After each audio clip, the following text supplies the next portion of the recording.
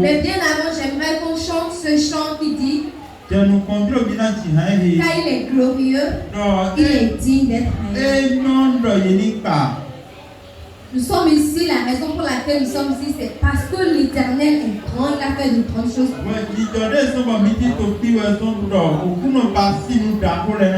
Et il mérite toute notre adoration. Est-ce que tu peux te tenir debout, nous allons chanter ce Saint, il est glorieux, est digne de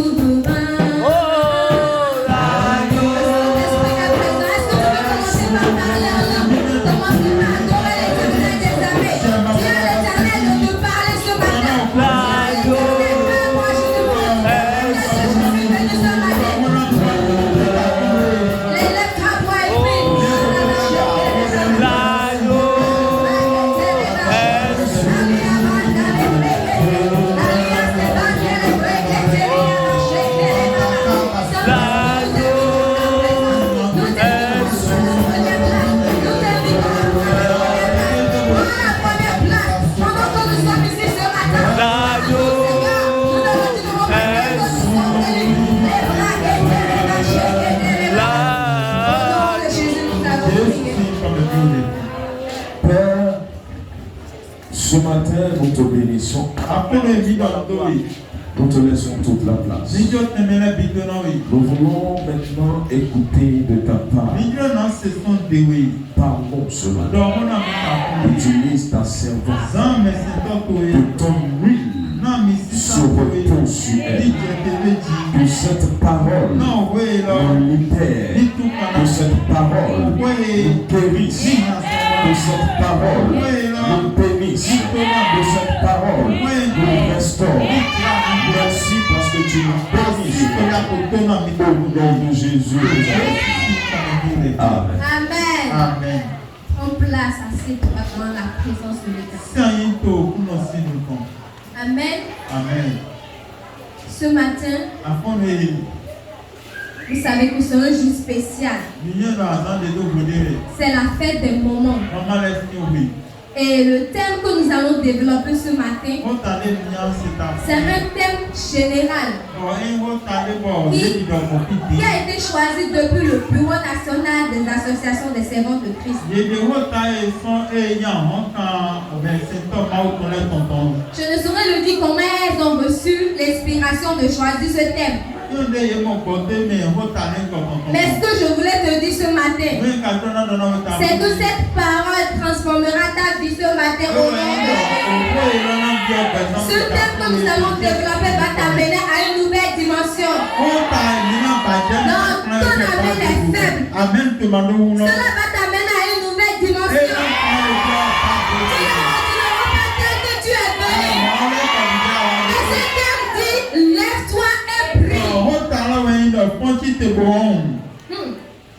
Ce thème est fort. Lève-toi et prie. Dis à celui qui est à côté de toi, lève-toi et prie. Dis-lui encore, lève-toi et prie. Amen. Amen. Nous allons lire sans plus tarder dans Isaïe 60 à partir du verset 1 et le verset 2. Quelqu'un pour nous servir cette parole.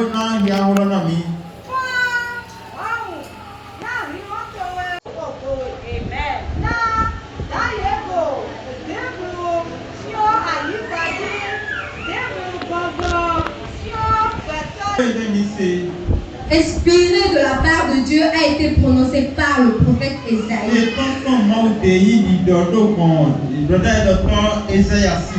Et ce passage nous dit, lève-toi et prie. Cette parole te dit ce matin, jeune, lève-toi et prie. Femme, lève-toi et prie. Papa, lève-toi et prie. Enfant, lève-toi et prie. Lève-toi et prie. La première des choses qui nous frappe à l'oreille,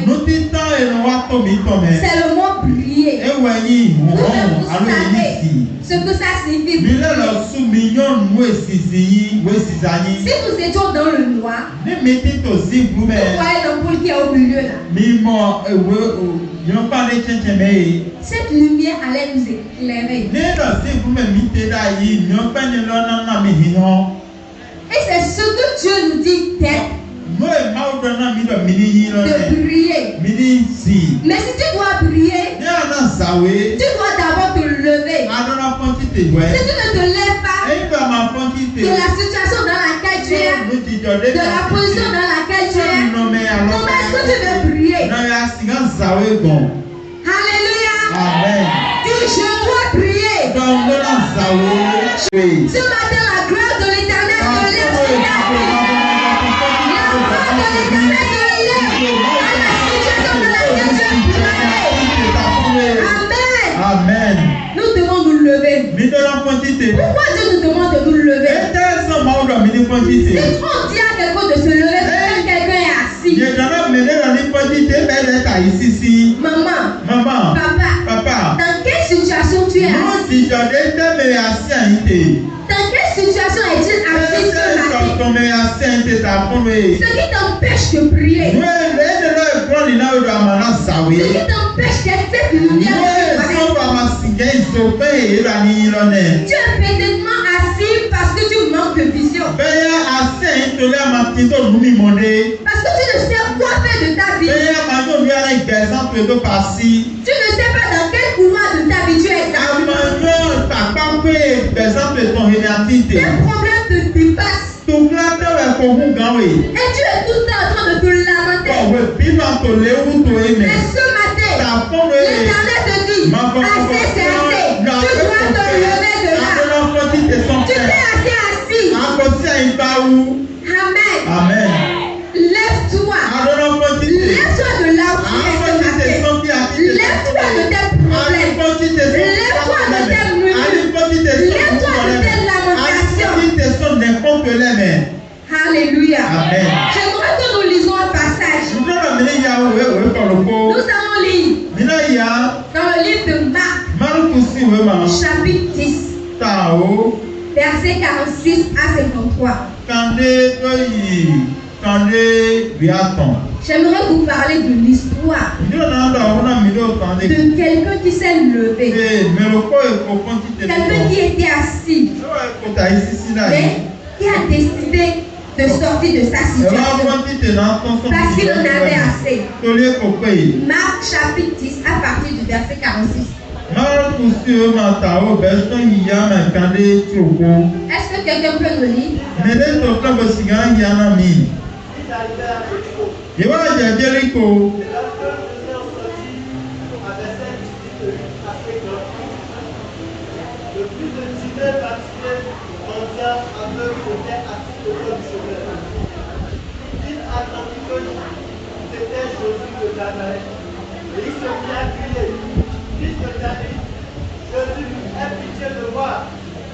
Plusieurs le reconnaissent pour le plaisir, mais il criait beaucoup fort.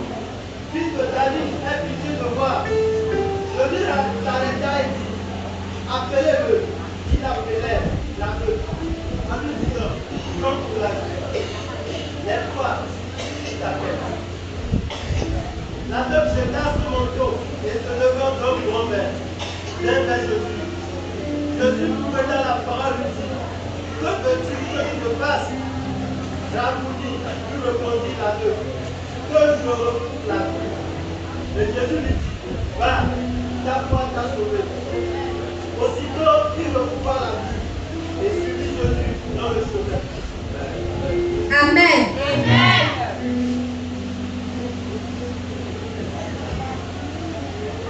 Amen. Alléluia. Amen.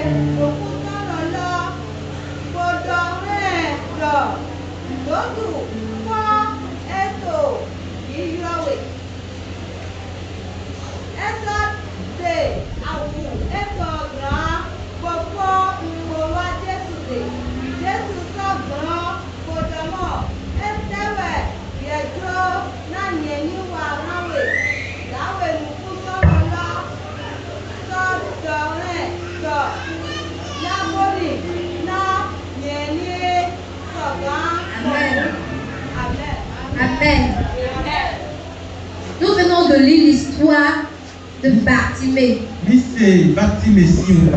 Et comme vous l'avez entendu, on nous dit que Bartimée était un aveugle. Vous-même vous savez, quand on parle d'un aveugle, c'est quelqu'un qui ne voit pas, qui ne peut pas se déplacer si personne ne l'aide. Et dans ce passage, Bartimée était assis quelque part. Qui ne peut pas se déplacer si personne ne l'aide.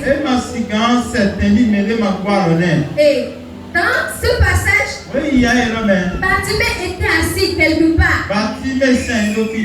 Et d'habitude, il est souvent assis là, quelqu'un passe, il demande de l'argent. Si quelqu'un se rappelle de lui, pense à lui, la personne lui donne une pièce. Le jour où il trouve une pièce, c'est le jour là il mange. S'il ne trouve pas, c'est qu'il est comme ça. Lui, il dépend de quelqu'un. Est-ce qu'il y a quelqu'un qui dépend de quelqu'un?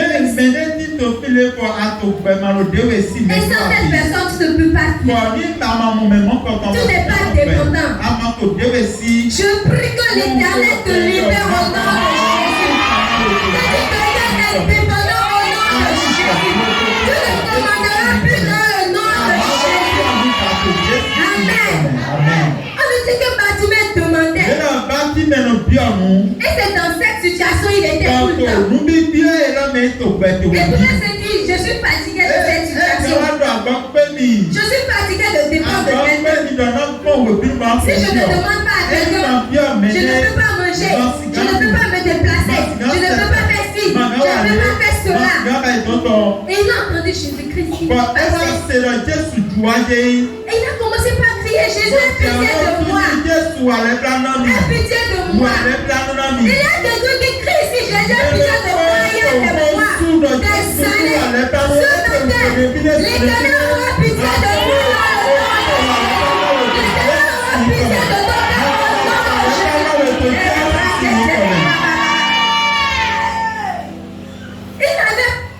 Il était dans cette situation. Il a crié à l'Éternel.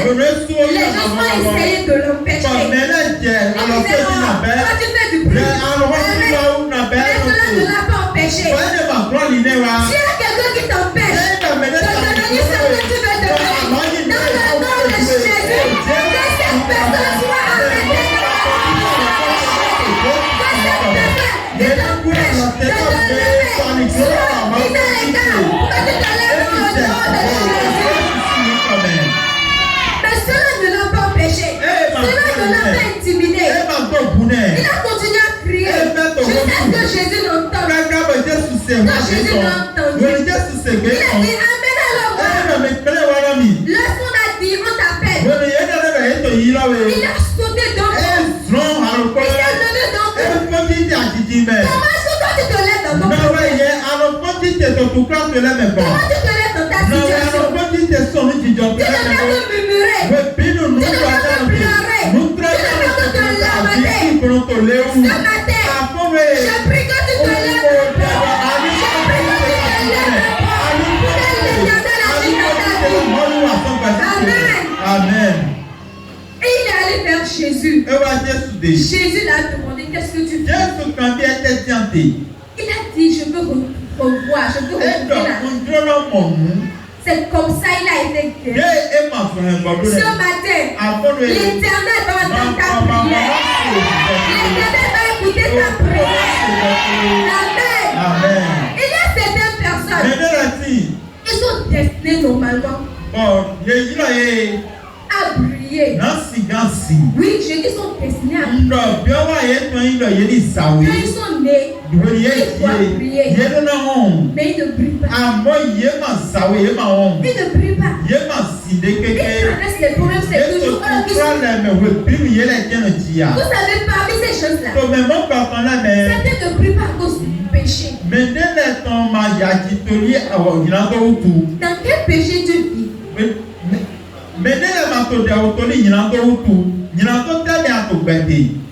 quel péché tu vis? Tu es dans le mensonge.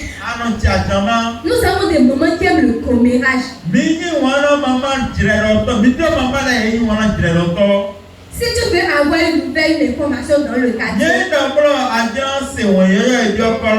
va voir telle maman. Tu auras toutes les informations. Elle, c'est son travail. Et tu peux briller. Tu vas briller comment? Le vol, le mensonge, tu es dedans. Tout le monde te connaît. Et tu dis que tu veux briller. Si tu ne sors pas de là, tu vas chercher. Il y a d'autres personnes qui ne brillent pas. À cause de la paresse. Ils ne veulent rien faire. Mais c'est toujours eux qui connaissent plus que tout le monde. C'est toujours eux qui connaissent plus que tout le monde. Ils ne veulent pas souffrir pour travailler. Si tu ne travailles pas, tu ne vas jamais briller. Tu ne vas jamais réussir. Je prie que l'Éternel te sorte de là.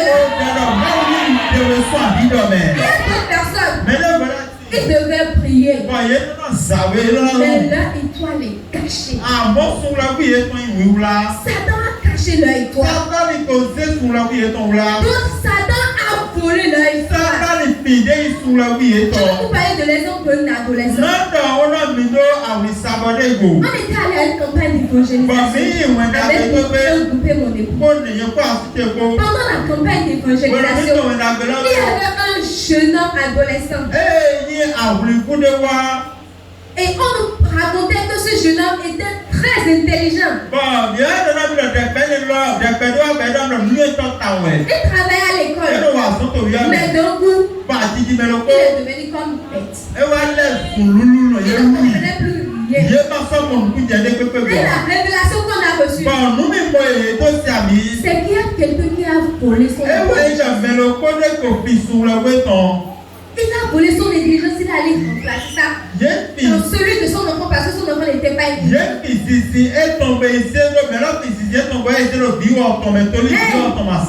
Tu es chrétien, tu viens à l'église et on voit ton étoile et tu es assis comme ça, tu ne fais rien, tu es comme ça.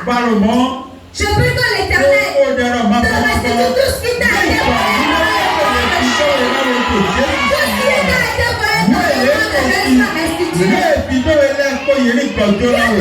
À cause de la malédiction de la famille. Cette malédiction les suit tellement qu'ils n'arrivent pas à briller. Tout ce qu'ils essaient de faire, ça ne marche pas. Ils font tout. Ils travaillent. Ils s'acharnent. Ils souffrent. Ça, c'est qu'ils ne souffrent pas. Mais ils ne prient pas. Ils ne réussissent pas dans leur foyer. Ils ne sont pas heureux dans leur foyer. Parce que cette malédiction arrive. Je prie que l'Éternel te délivre d'une malédiction aujourd'hui. Je voulais donner l'exemple d'une famille. Dans cette famille-là, ils sont 3 filles, un garçon. Le garçon est l'avant-dernier. Mais c'est le seul garçon qui s'est marié. Les autres ne sont pas mariés jusqu'aujourd'hui. L'aîné doit avoir 40 ans. La dernière doit avoir environ 24-25 ans. Mais elles ne sont pas mariées. Cette grande soeur est venue me voir pour que je prie avec elle. Et j'ai reçu la révélation qu'on a reçue. C'est quelle malédiction que ça fait.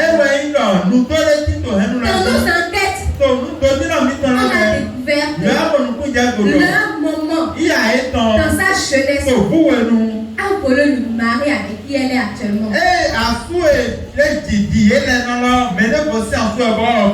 Ce papa était marié à une autre femme, à une femme, là, sa première femme. Et ils ont même déjà eu d'enfants. Elle connaissait très bien cette femme-là.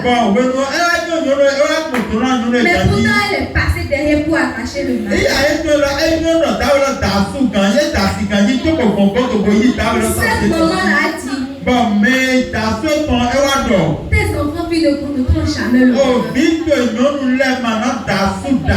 Parce que tu m'as volé mon mari. Parce que tu m'as fait mal. Tes enfants ne resteront jamais sur le toit. Quelle malédiction a été prononcée sur ta vie? Il va de tout ce que tu fais de marche. Il va de tout foyer d'avance. Et que quand tu pleures, je prie dans le nom de Jésus ce matin. Je prie et je déclare que la malédiction de l'Éternel qui est sur ta vie soit enlevée dans le nom de Jésus. Je prie que l'Éternel te débarrasse de cette malédiction. Il te sort de cette malédiction dans le nom de Jésus. Il y a d'autres personnes aussi qui ne prient pas. Parce qu'il y a quelqu'un qui est assis à ta place. Là où tu devais être. Quelqu'un a occupé cette place. Maman, là où tu peux marcher. C'est pas ta place. Quelqu'un a pris ta place. Et cette personne prend plus que toi. Parce qu'on a volé ta place. Il a fallu que la reine Vashti soit envoyée pour que Esther prenne sa place et qu'elle prie. Elle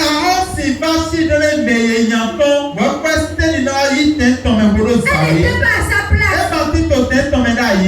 Alléluia. Amen. Ce matin, tu dois te lever. Tu dois te dire, assez, c'est assez. Comme le sketch que nous venons de regarder. Tu dois te lever dans la prière. Tu te séparer de ces mauvaises personnes-là. De ces mauvais amis là qui te donnent des mauvais conseils. Tu dois te séparer de tous ceux-là qui ne te donnent pas de bons conseils. Alléluia. Amen. Ce matin, je prie que l'Éternel te sépare de ces mauvaises personnes. Je prie que l'Éternel te mette à part. La parole de Dieu nous dit, Anna est allée dans la maison de l'Éternel. Elle a prié, elle a pleuré, elle a dit, Seigneur, donne-moi un enfant. Pour venir à l'église, pour moi-même c'est un problème. Quand tu priais ici, tu es la dernière venue. On ne te voit jamais dans les prières de semaine. C'est seulement les dimanches tu viens. Et tu es là, tu te lamentes, tu te fais tu dois te lever dans la prière. Pendant que tout le monde dort, tu dois te lever. Tu dois consacrer ton sommeil. Pendant que les gens sont en train de faire des choses dans ta vie, tu as le plaisir de dormir. Tu as le plaisir de dormir. Ta situation ne te fait pas quelque chose. Il y a une dame qui est venue me voir. On l'était dans la prière. Elle a fini, elle travaillait quelque part, le contrat est terminé. Pendant un an, elle est restée à la maison.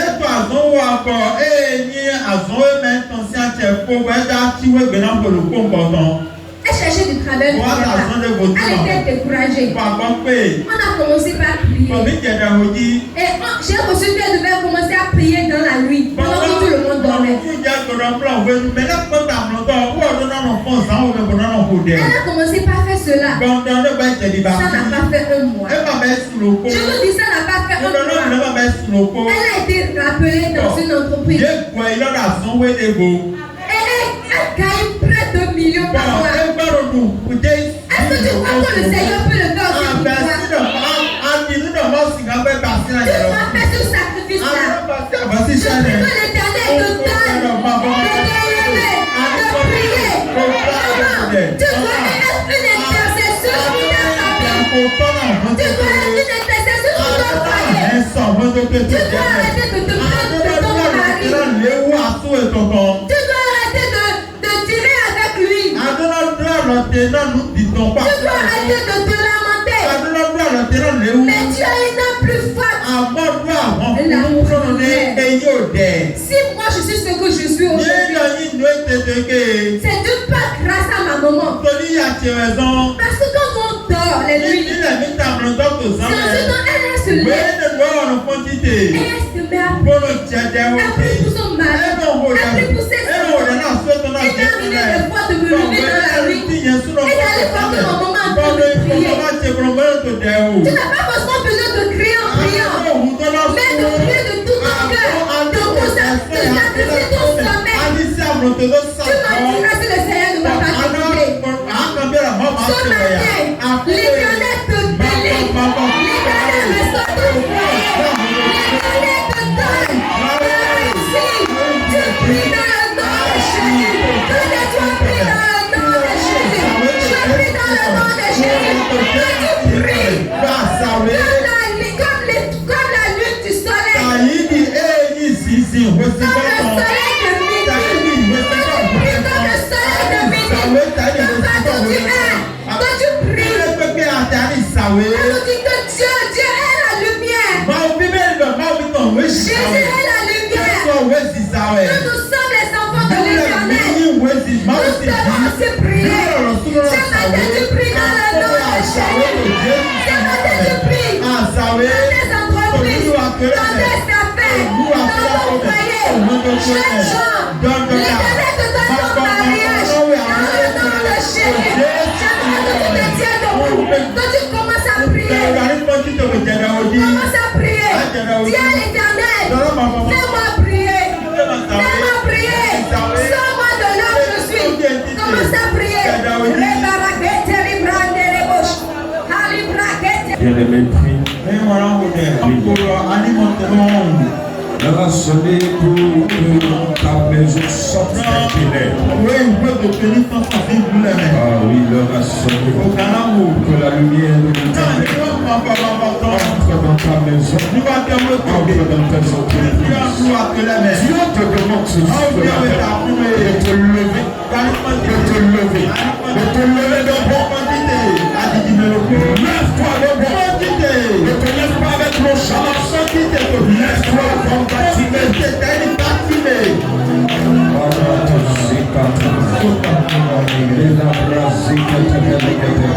Et je déclare que tu pries au nom de Jésus. Oui, je dis que tu pries. Que dans ta maison, la lumière de Dieu brille. Que tu brilles dans ton foyer. Que tu brilles dans tes entreprises. Dans le nom de Jésus. Lève-toi devant. La Bible dit, Bartimée s'est levé. Il dit ça doit s'arrêter. Il était il est dans le club des aveugles. Mais lui s'est levé. Il dit ça doit s'arrêter. Car la